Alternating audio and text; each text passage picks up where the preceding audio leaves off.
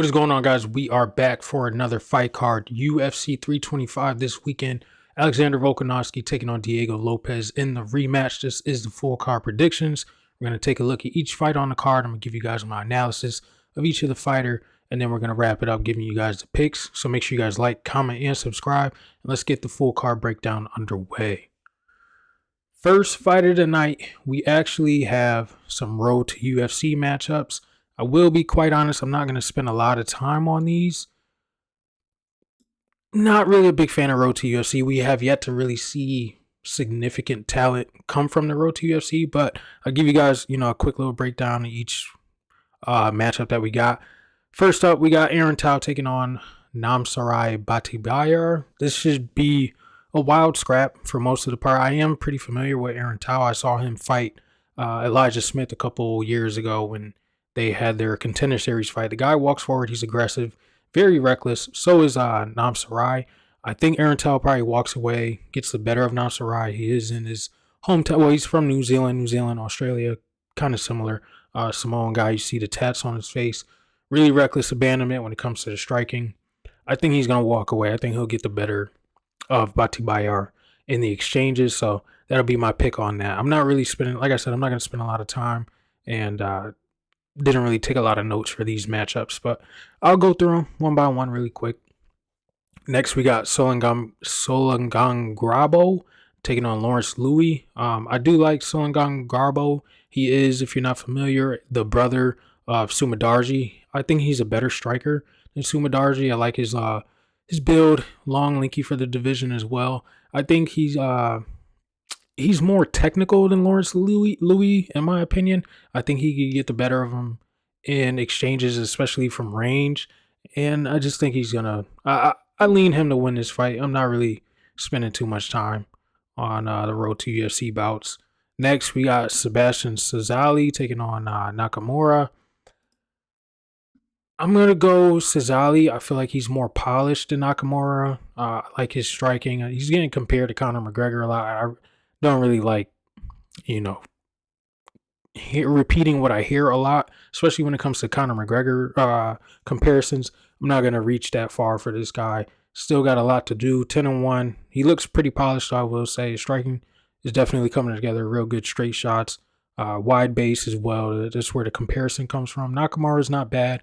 I do think Cezali is a little cleaner in the grappling as well. So I think he walks away with the victory for Australia in this one. And then for the road to UFC championship, the finale, I guess, we got Dom Marfan, Street Buddha, taking on Sung Ok Kim, Mr. Frogman. I'm going to go with Dom Marfan at 25 years old, which is kind of surprising to say what I'm about to say. I feel as though he's a little bit more polished than Sung Ok Kim, who's a little bit older. There's a lot more holes in Sung Ok Kim's fight style, in my opinion, especially when it comes to the grappling. I think Dom Marfan is far more pronounced in that department. I think his striking is a little cleaner, and I think he's going to walk away with probably a decision in this matchup. So give me Street Buddha to finish up the road to UFC matchups. Now let's get to the actual fight card. Starting it off, we got Khan OFLI taking on YIZHA. I'm going with YIZHA in this one. I passed on Khan OFLI last time out. He was fighting Ricardo Ramos. He ended up getting a submission in that matchup, which was kind of surprising. Ricardo Ramos, in my opinion, definitely shit the bed. Khan OFLI, if you're not familiar, wrestling base. He's got really short reach. He also lost to Myron Santos a year and a half ago. That was the Ultimate Fighter finale where he got knocked out in that matchup. Came back, had a fight against Muhammad Naimov, was getting controlled by Naimov. We just saw Naimov get knocked out by Myron Santos. It's really weird to get a read on Khan OFLI, but I don't think he's going to beat YIZHA. I feel like YIZHA, surprisingly, is the better striker in this matchup, and YIZHA's primary base is actually grappling. So it will be kind of interesting to see how they entangle when it gets to the wrestling, but I'm going to go with YIZHA. Like I said, Khan OFLI, I'm not really impressed with his striking. I think YIZHA has more power in his hands. I think he can strike from long range, and I think he can throw some bigger power shots in the pocket as well. He can switch stances. He's got heavy hands. I think he's willing to trade with Khan OFLI if it does get to that, and I feel as though he's going to get the better of the exchanges. So I'm going to go with YIZHA to get the victory to open up not the main card, but the prelim. Let's get to the next bout. We got Jonathan MICALLEF taking on Oban Elliott. This is a rebooking. Initially, they were supposed to fight in September. Oban Elliott unfortunately fell sick, and I was picking Oban Elliott in that first matchup. Now that we got it rebooked, and I got some more time to, do another assessment of the breakdown, I'm actually going to pick Jonathan MICALLEF in this matchup. I think we pushed him a little too high. I feel as though we thought he was better than what he's actually put on film. And, he's coming off a loss against Seokyeong Kim, who we just saw put Phil Rowe away very convincingly, dominated him, similar to how we did Oban Elliott. And, Oban Elliott, he's like a jack of all trades, but a master of none. What does he do significantly better than a lot of his opponents? You can't really say much. He does have a knockout over Bezo Hafez, but again, who's Bezo Hafez? I'm pretty sure he's released from the UFC now. Preston Parsons win doesn't really mean much today. A Val Woodburn win, you know what I'm saying? And then he's got his Contender Series victory. But I don't know, man. I don't think Oban Elliott is a guy that we can really rely on. I think he's well-rounded, don't get me wrong. Nothing spectacular in each of the areas of fighting. Like, his striking isn't crazy. He doesn't have like a lot of power. He's not super fast. His wrestling is decent. Striking is decent. I don't think he's going to have the pressure that it's going to take to get in MICALLEF's face with such his long, lanky build and long reach that he has, 77-inch compared to 72. They're both listed at 6 feet, but I feel as though MICALLEF's going to look a lot larger in the octagon. He circles really well, likes to throw the left high kick, which is what he set up Kevin Jousset in his last bout. Kevin Jousset isn't good in my opinion either. He just lost in the PFL, if I'm not mistaken. He got knocked out. But MICALLEF, I think he's a better striker than Oban Elliott. He's got really good straight shots. He surprisingly has a solid jiu-jitsu game as well. If you go back and look at his Contender Series win, he got a triangle from the bottom position, which was pretty tricky. Not tricky, but the way that he was able to set it up was pretty tricky. He actually put the guy to sleep. The ref had to step in after he told him that the guy was asleep. But I think MICALLEF, he's going to be the better striker here, long rangey. The constant circling is going to be an issue for Oban Elliott, and Oban's lead hand, he doesn't have much pop on it in my opinion. Like, he'll get the jab out there, but he doesn't have like a lead left hook. That is something that, going back to the Gautier fight this past weekend with Andre Pulev, if he would have had that in his arsenal, probably could have stopped the fight rather than going the distance. But I think Oban Elliott doesn't really have that. He's going to be circling, looking for the power shot. And I think MICALLEF, his length, his size, and that high kick, he's going to flash that a lot. I guarantee you, he's going to spam the body kick as well. I think we're going to see Oban Elliott really getting gassed from getting drained with the body kicks. I think Jonathan MICALLEF is going to touch him up with straight shots and probably walk away with a decision win. So I like MICALLEF in this matchup. I was initially going with Oban Elliott, but I had more time to think about it, and I'm going to switch my pick to Jonathan MICALLEF. Let's get to the odds. We got MICALLEF at -133, +113. Very similar odds to the first fight, if I'm not mistaken, even though it was canceled. We can't get a read on those odds, but I believe the line was pretty similar as well the first time that they were booked. So not much difference here, but I am going to lean on Jonathan MICALLEF in this matchup. Next fight, we got Jacob Malkoun taking on Torres Finney. Can Torres Finney get a win here? I think he can. I'm going to pick him. Do I love the pick? Do I like Torres Finney? No, I don't like Torres Finney at all. But I don't fear Jacob Malkoun's stand-up. Don't get me wrong. He does come from a boxing base. But what I've seen from him, he's pretty stiff on the feet. His takedown defense doesn't really look that good. I know he has some solid jiu-jitsu, but I think Torres Finney is going to be able to slam him.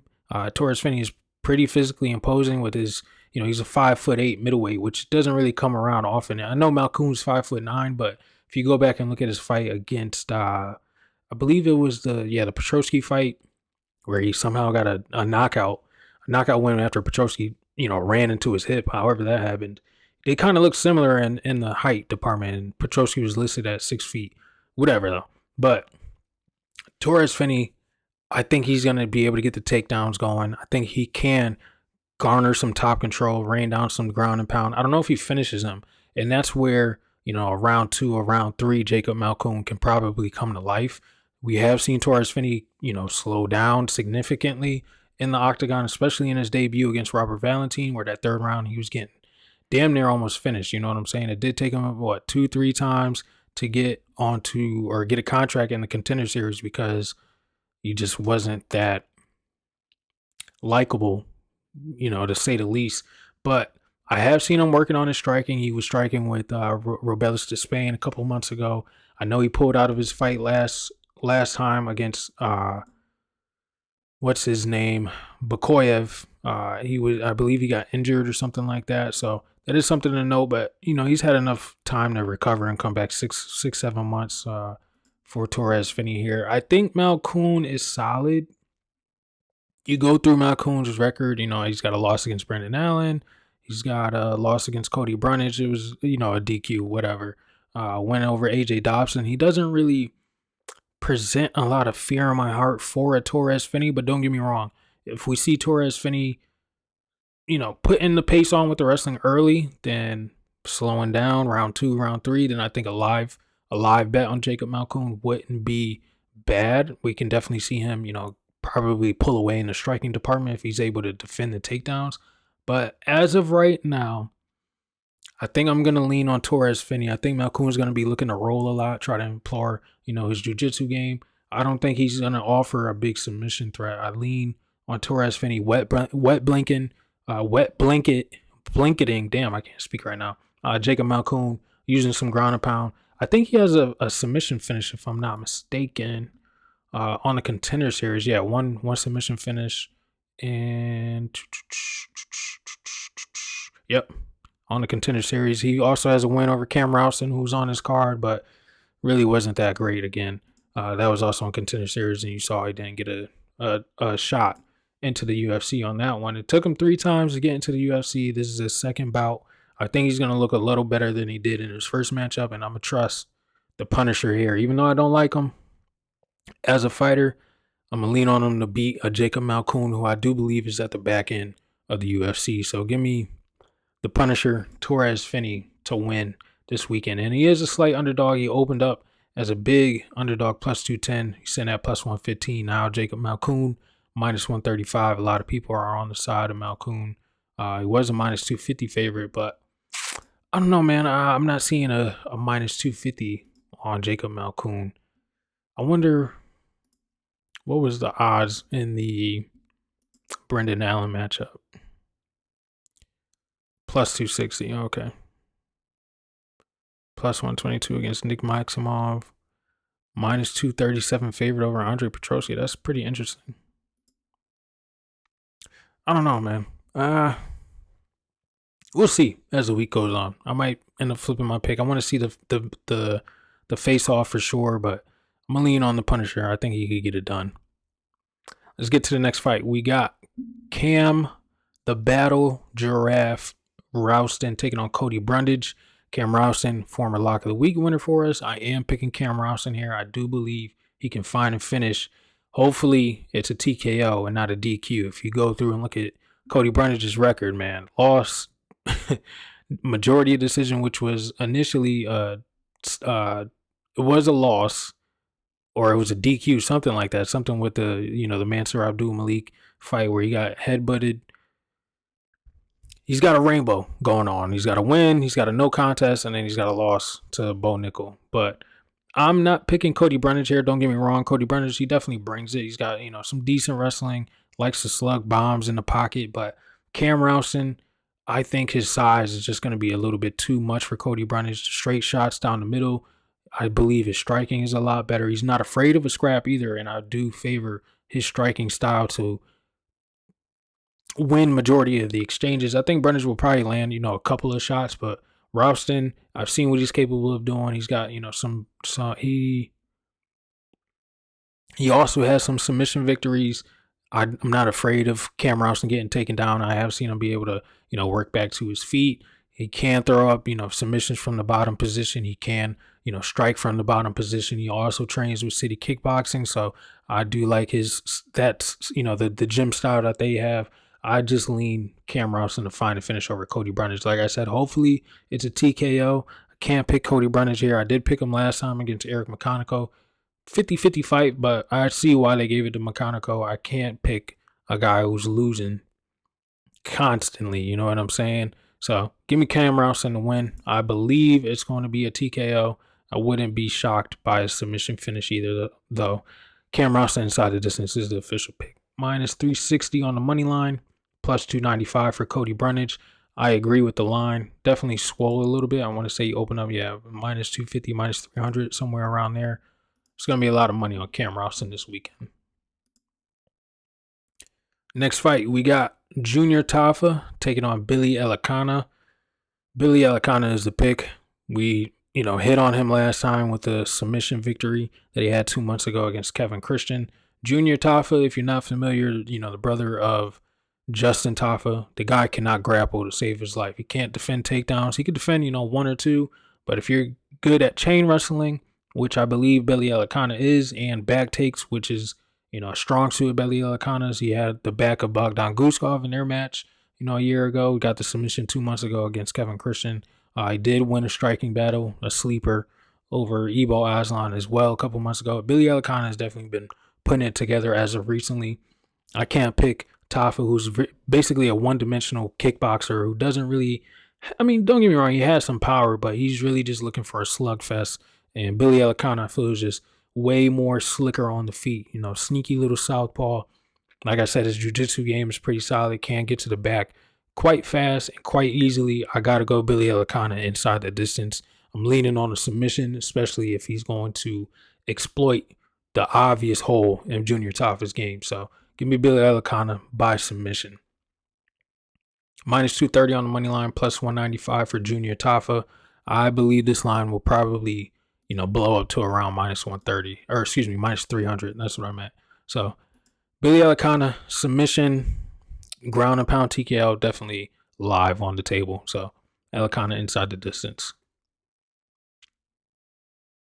Next fight, we got the main card opener. If you guys haven't already, make sure you like, comment, and subscribe to the channel. We got Quillian SALKILLD taking on Jamie Mullarkey, which is definitely a showcase bout. We're going with Quillian SALKILLD. I don't think there's any doubt about it. Quillian SALKILLD coming off the head kick knockout over Nasrat Haqparast. Spectacular. I picked Haqparast in that fight. I thought it was going to be a tit for tat battle, but this kid is showing that he's definitely the truth. I'm looking at Mullarkey.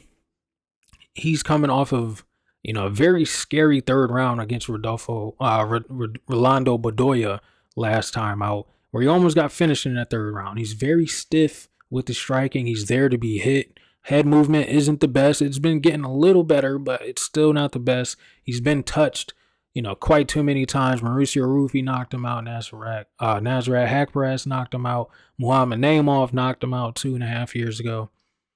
I can't pick Mullarkey here. I don't think anybody's picking Mullarkey. Quillian SALKILLD, we know what he's capable of. The high kicks, the straight shots, the wrestling is there in his back pocket. He sets the pace from the jump. He can walk you down for 3 rounds. We saw he was able to do that against Yanal Ashmouz. Even though, he was diving for just takedowns, wasn't really able to get it.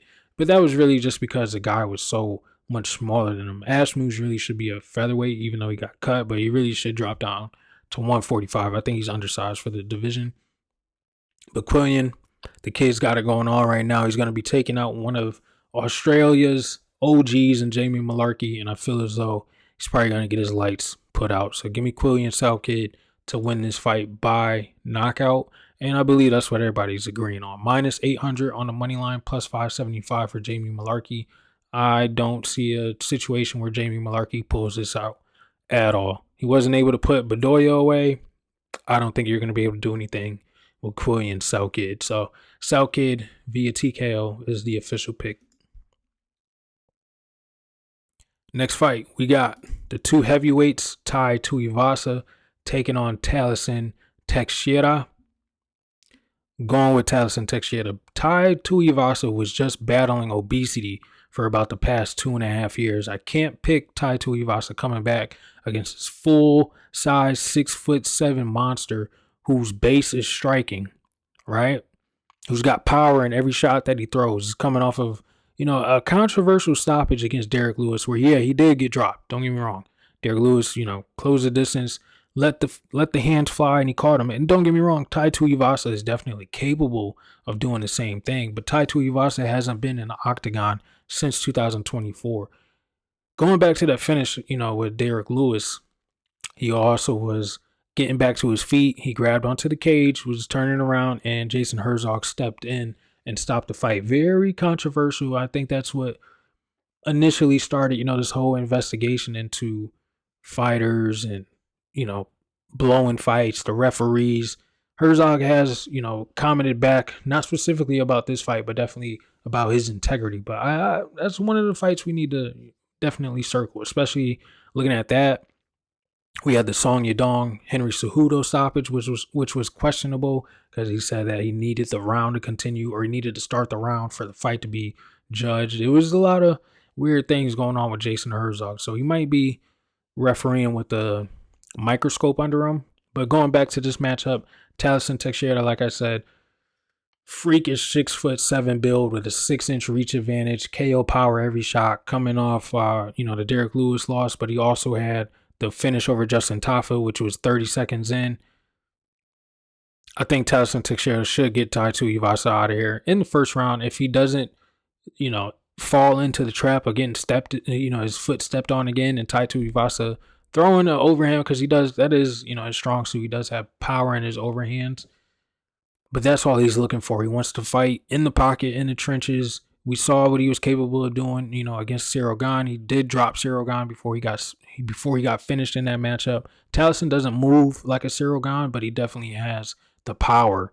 I believe he has more power than Cyril Gane. It's yet to be completely on display because, like I said, he only had, the one fight in the UFC. But Tai Tuivasa coming off of 5 straight losses, 2 knockouts, the submission against Volkov.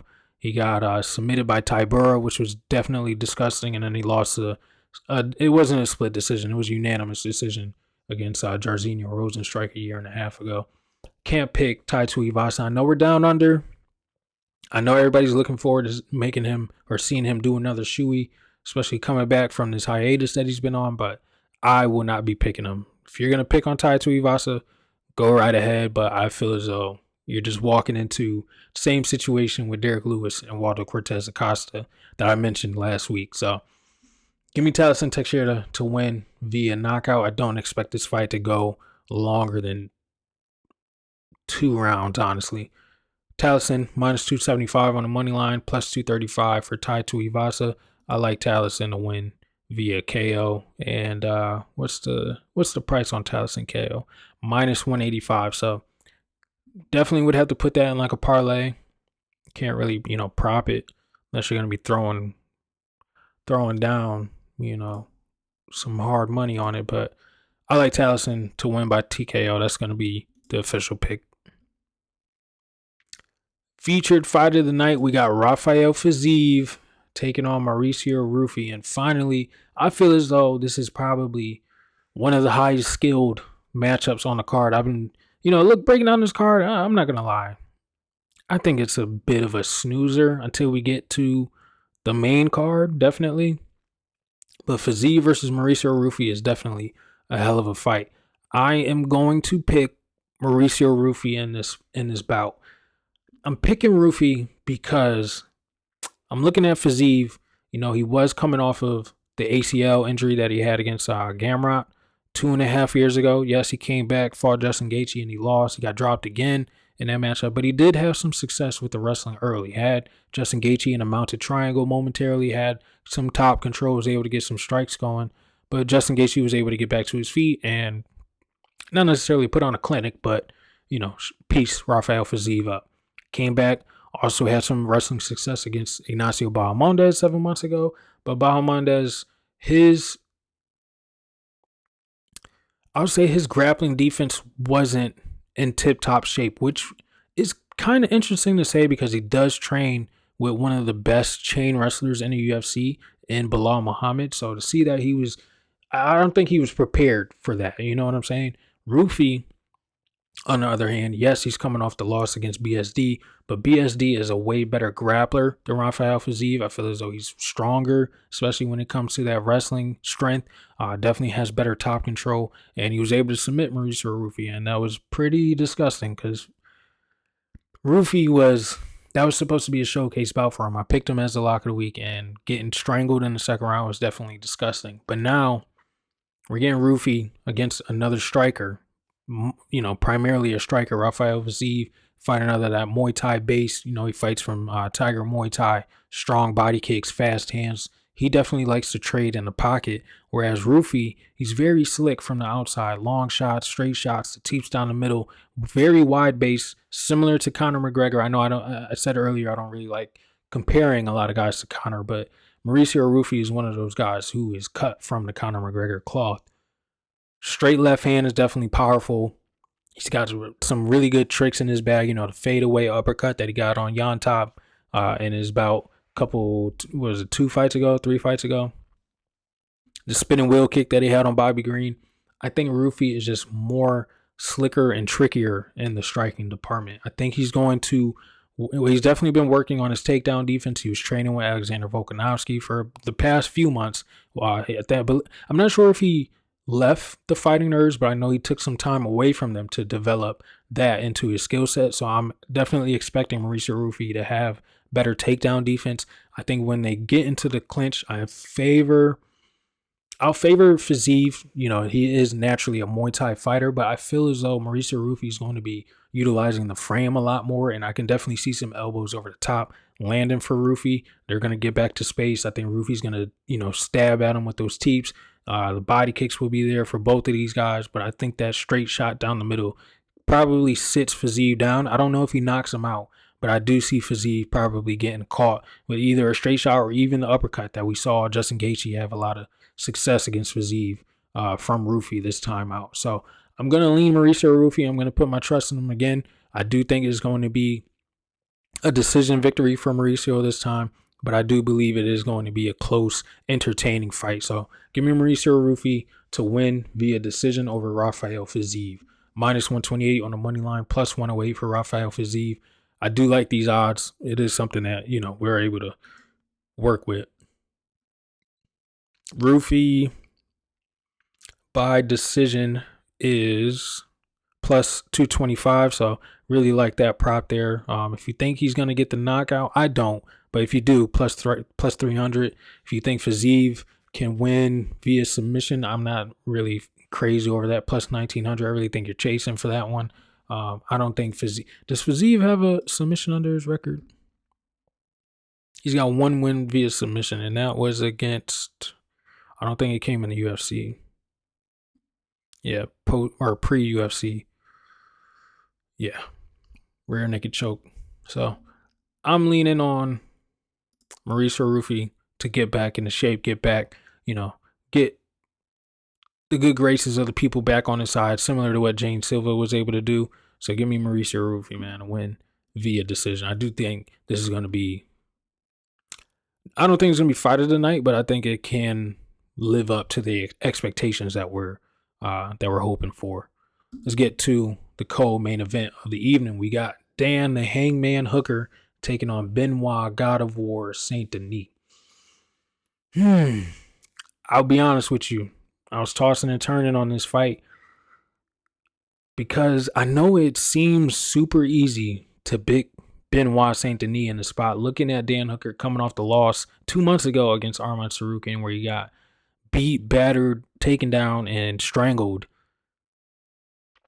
But I don't know, man.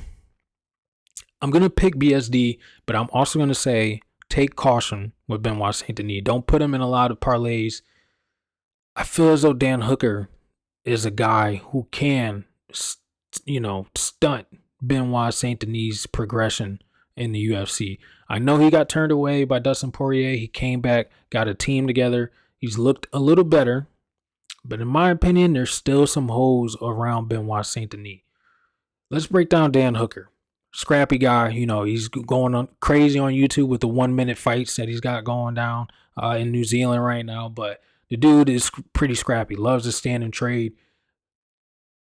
I feel as though guys that don't have elite grappling control, he's going to struggle against. Does BSD have elite grappling control? I don't think so. You go back and you look at the fight against Kyle Prepelic. Granted, it was short notice. Yes, he got the submission, but Prepelic was able to defend some of the takedowns. He was able to get back to his feet. He was able to threaten his own submission, and he also hurt Benoit Saint Denis in that fight. Go back and watch it. I implore you to go back and watch it. Then we look at the fight with Mauricio Rufy. Yes, got the submission over Rufy, but Rufy, I feel as though he overlooked BSD. He also hurt BSD with a flying knee in that matchup. I believe it came early in the second round. Last time out, Beneil Dariush, first shot of the fight, knocked him out. Whatever. He's definitely past his best days. But now I'm looking at Dan Hooker, who gave Arman, I'm not going to say a lot of trouble, but he was threatening, his own submissions. He was threatening some really good body shots. The knees up the middle were there for Dan Hooker. But Arman is cut from the cloth of Islam Makhachev. He's cut from the cloth of, ELLIOTT Topuria. Charles Oliveira has really good, ground control. I don't know if Benoit Saint Denis is of that caliber. And if he's not, we saw what Dan Hooker was able to do against Gamrot, a guy who likes to chain wrestle but doesn't have the best control. If Dan Hooker is able to put this fight back where he likes it the most, which is definitely on the feet, I can see Benoit Saint Denis getting knocked out. I'm going to be quite honest with you. I can see him getting starched. Down the middle, straight shot, Dan Hooker on top of him, ground and pound. We see Benoit trying to recover, and then the crowd goes crazy as a New Zealand or Aussie, walks away with a stoppage victory. I think Dan Hooker can pull it off.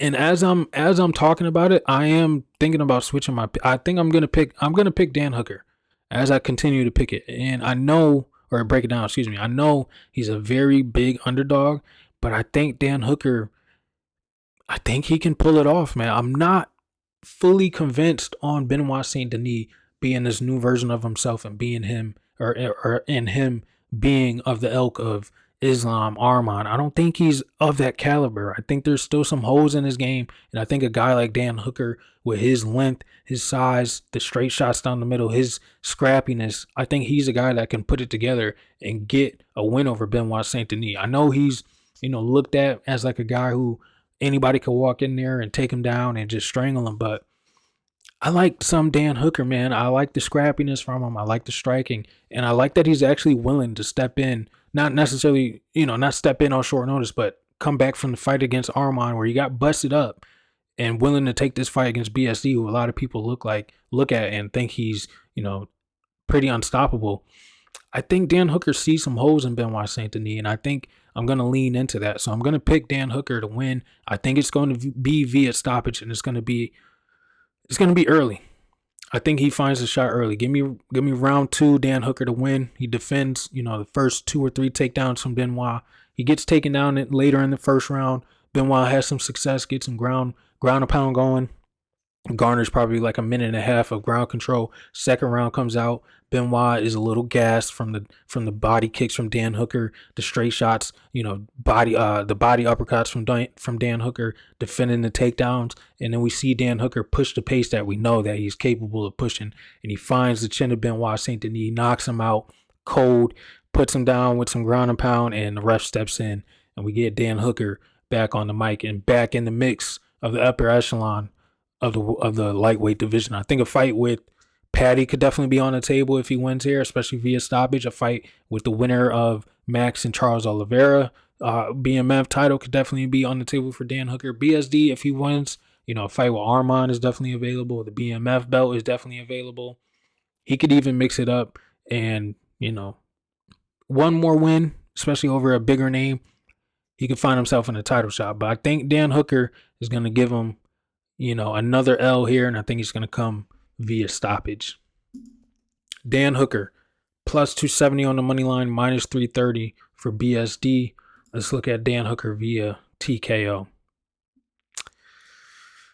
Inside the distance plus 525. Hooker TKO plus 550. If you think Saint Denis wins by submission plus 160. Saint Denis TKO plus 375. I would favor it to be like a ground and pound. Over 1.5. I think it's live. Definitely testy though. I lean under 2.5. I don't think we're going to the distance. Hooker around 2 plus 1300. Saint Denis around 2 plus 400. Hooker round 2 KO is plus 1700. I don't know, man. I think Dan Hooker, I think he could put him down. I'm going to lean Dan Hooker in this matchup. I think he finds a shot, and I think we get a Dan Hooker victory. Let's get to the main event of the evening. If you guys haven't already, make sure you like, comment, and subscribe. We got the rematch. Alexander the Great Volkanovski taking on Diego Lopes. The first fight, I picked Diego Lopes to win, and I'll be quite honest. There was a lot of successful moments for Diego Lopes in that first fight. He dropped Alexander Volkanovski, sliced his eye open, and that was a Diego Lopes who, I'm not going to say looked hesitant, but he didn't utilize his entire skill set. He was primarily focused on the boxing. If we get a Diego Lopes who I believe has grown in confidence, you saw what he was able to do against John Silva, stopping him with that elbow over the top. I think Diego Lopes has realized that he has more tools in his asset than just boxing. I'm going to pick Diego Lopes to win again. I'm going to pick Diego Lopes to win via TKO again. I'm looking at Alexander Volkanovski. He's one of the legends. He's one of my favorites. He's one of the great featherweight champions of all time. But he's also a little older. He's 37 years old now. 9 months ago was the last time that he fought. Volkanovski's going to have to stay mobile the entire fight. He's going to have to stay on that jab. He's going to have to avoid the power shots from Diego Lopes, which he struggled to avoid last time. I favor Diego Lopes to utilize some kicks this time around. I favor him to defend the takedowns seemingly as well as he did in the first time. I favor him to utilize more than just boxing in this matchup. And if he does that, especially if they're in range, in the pocket with each other, look for Diego Lopes to utilize some knees. Look for him to utilize the elbows over the top that he got John Silva with. I think Diego Lopes is going to offer a lot more on the table than Alexander Volkanovski was set to defend against in the first fight. Volkanovski's chin, we do have to talk about it. He has been clicked twice. Islam put him out. ELLIOTT put him out back to back. He did take a lot of time off, recovered, and he ended up fighting Diego Lopes, and he looked really good up until he got dropped. I think Diego Lopes is capable of dropping him again. I think he's capable of putting Alexander Volkanovski out, and I do believe Diego walks away with the TKO victory and the belt this time around. I know there's a lot of slack with Diego getting the rematch. You know, we got Movsar Evloev hanging out. We got Lerone Murphy hanging out, waiting for a fight. And a lot of people thought that they would be next up, especially with the stoppage that Lerone Murphy got. But Diego Lopes has the star power. Him, John Silva, those two are the biggest names other than Alexander Volkanovski in the featherweight division right now. I don't see a situation where Volkanovski is going to be the same fighter that he was in the first matchup, picking and moving. He was, exchanging in the pocket with Diego Lopes, throwing some wild flurrying hooks, but I think Diego's going to switch it up. I think he's still going to, hook off with him, but look for the step in elbows, look for the elbows over the top from Diego. I favor Diego Lopes to find a shot this time, and I think he's going to open up his tool bag and find a shot that puts Alexander Volkanovski down, and I think he's going out, down under. Give me Diego Lopes to win this fight via TKO. I still have a lot of confidence in Diego. I'm backing him again. I got a lot of confidence in Diego. He's probably my favorite underdog on this card too. So I think some big things are coming for the Mexican, Brazilian, whatever he is. But Diego Lopes, I think he's going to find a shot. Diego sitting at plus 127, minus 147 on the money line for Alexander Volkanovski.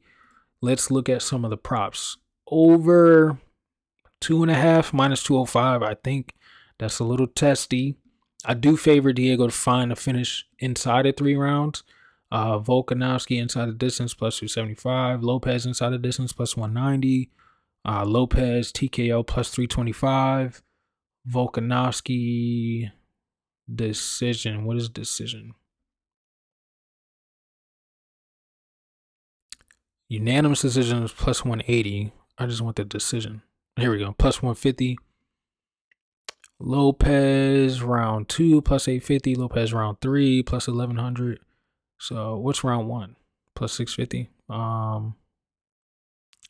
Is there a wins in rounds 1 through 3? Here we go. Wins in round 1 through 2 plus 350 for Lopes. You see what I'm looking at though. Lopes wins in over 1.5 plus 200. I think that's pretty solid. Yeah, I like Diego Lopes to win this time.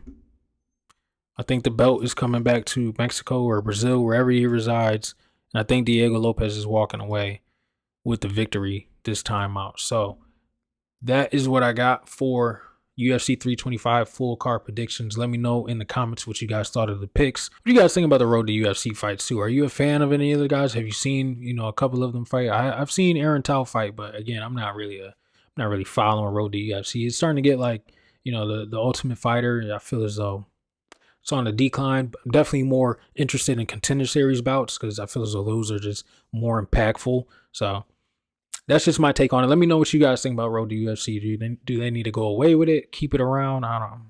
I'm leaning to go away with it. But UFC 325, I feel as though we got some really good picks here. Can't wait to get you guys a lock of the week coming later. Weigh-in recap coming. And we're going to do the full card recap. So make sure you guys turn on your post notifications, like, comment, and subscribe to the channel. And I'll see you guys on the next one. Peace out.